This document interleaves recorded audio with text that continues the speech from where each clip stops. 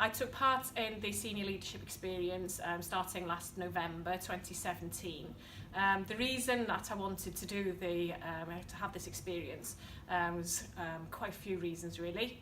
I've been in a leadership and management position for a number of years, so have got quite a lot of experience, but I felt you can't stop learning. There was opportunities to do better.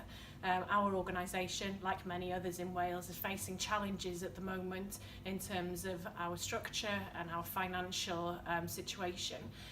So to help me with those challenges, I thought it was a really good opportunity to come on the senior leadership experience.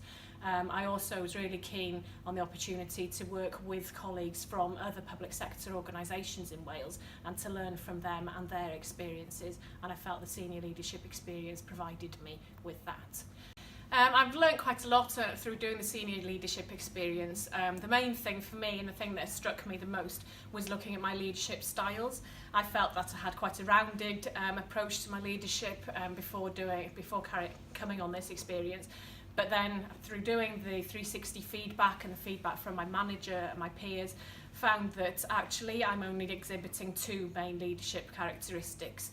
And so through this process now, I'm working really hard on developing the other leadership skills, and in particular one of them I want to focus on the next few months is my coaching.